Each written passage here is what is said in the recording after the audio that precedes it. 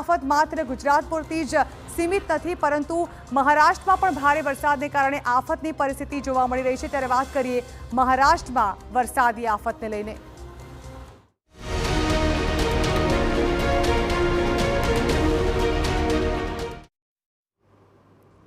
તો મહારાષ્ટ્રમાં પણ હાલ વરસી રહ્યો છે ખૂબ જ ભારે વરસાદ। અનેક જિલ્લાઓમાં પૂરની હાલત જોવા મળી રહી છે। હજુ પણ આગામી 48 કલાક ખૂબ જ ભારે રહેશે। હાલ મહારાષ્ટ્ર પરથી એક ખૂબ જ મજબૂત વરસાદી સિસ્ટમ પસાર થઈ રહી છે અને જેને કારણે વરસી રહ્યો છે ખૂબ જ ધોધમાર વરસાદ।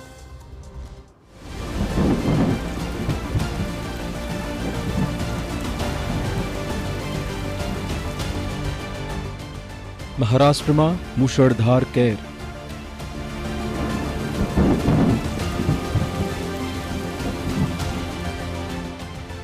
અનેક જિલ્લાઓ જળબંબાકાર।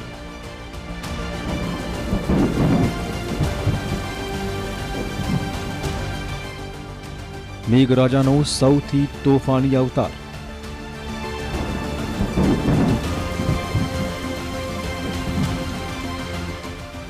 હાલ મહારાષ્ટ્રમાં વરસી રહ્યું છે આફતનો વરસાદ। ધોધમાર વરસાદના કારણે અનેક જિલ્લાઓમાં હાલ પૂરની પરિસ્થિતિ છે। છેલ્લા 48 કલાકથી મહારાષ્ટ્રમાં સ્થિતિ સૌથી વધુ કફોડી સાબિત થઈ રહી છે।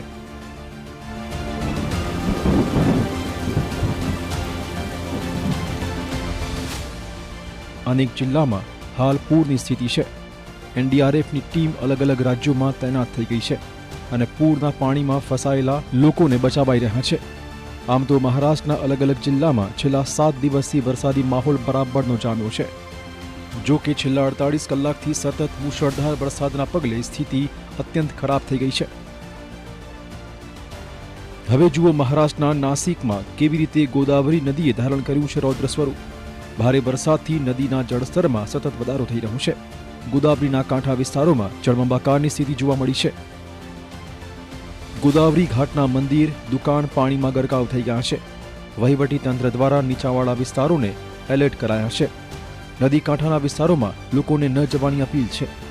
નાસિક જિલ્લામાં છેલ્લા 72 કલાક ખૂબ જ કપરા રહ્યા છે। મુશળધાર વરસાદ પડી રહ્યો છે। સાથોસાથ ઉપરવાસમાંથી સતત પાણી છોડવામાં આવી રહ્યું છે, જેના કારણે સ્થિતિ અત્યંત ખરાબ થઈ રહી છે। હવે જુઓ મહારાષ્ટ્રના ઠાણેના શાહપુરમાં કેવો વરસાદ પડી રહ્યો છે। ભારે વરસાદના પગલે સર્વત્ર પાણી જોવા મળી રહ્યું છે। સાબગાંવ પુલ પર પાણી ફરી વળતા અનેક ગામોનો સંપર્ક તૂટી ગયો છે। શાહપુરમાં નદીઓ બે કાંઠે વહી રહી છે। લોકો હાલાકીમાં છે। ભેવંડીમાં પણ ભારે વરસાદના પગલે સ્થિતિ વણસી ગઈ છે।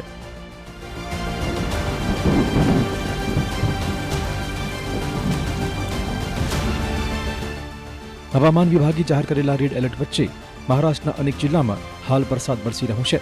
ખાસ તો ઠાણેના શાહપુરમાં સામેલધાર વરસાદ પડ્યો છે। સાબગાંવના પુલ પર પાણી ફરી વળતા અનેક ગામ સંપર્ક વિહોણા બન્યા છે। તો ભાસ્તા ડેમના 5 દરવાજા ખોલીને પાણી છોડાઈ રહ્યું છે। આથી નદીએ રૌદ્ર સ્વરૂપ ધારણ કર્યું છે। કાનવી નદીમાં પણ પ્રચંડ પ્રવાહ જોવા મળ્યો છે।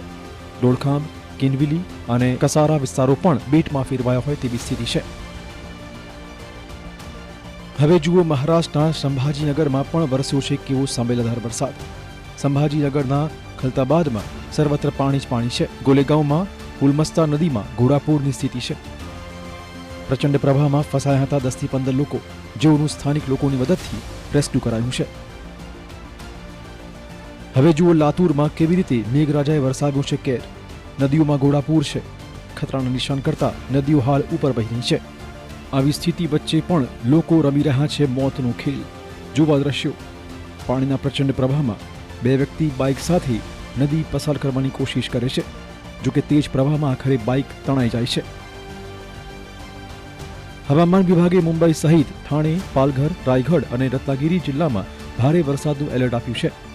આગાહી પ્રમાણે કેટલાક વિસ્તારમાં અત્યંત તીવ્રતાથી અને સતત વરસાદ ખાબકી શકે તેમ છે।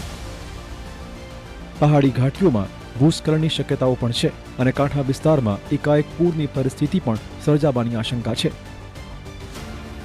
ભારે વરસાદની આગાહી વચ્ચે હાલ કંટ્રોલ રૂમ 24 કલાક એલર્ટ મોડ પર છે। અધિકારીઓને પણ 30મી સપ્ટેમ્બર સુધી હાઈ એલર્ટ પર રહેવાનો આદેશ છે। વહીવટીતંત્ર દ્વારા પણ લોકોને સતર્ક રહેવાની સૂચના છે। કહેવાય રહ્યું છે કે સેફટી ગાઈડલાઈનનું પાલન કરાવવામાં આવે। હવામાન વિભાગે ધોળે, નંદુરબાર અને જલગાંવ સિવાયના રાજ્યના તમામ જિલ્લાઓમાં 29મી સપ્ટેમ્બરે ભારે વરસાદની આગાહી કરી છે, જેમાં રાજ્યના 11 જિલ્લાઓ માટે ઓરેન્જ એલર્ટ આપી દેવાયું છે.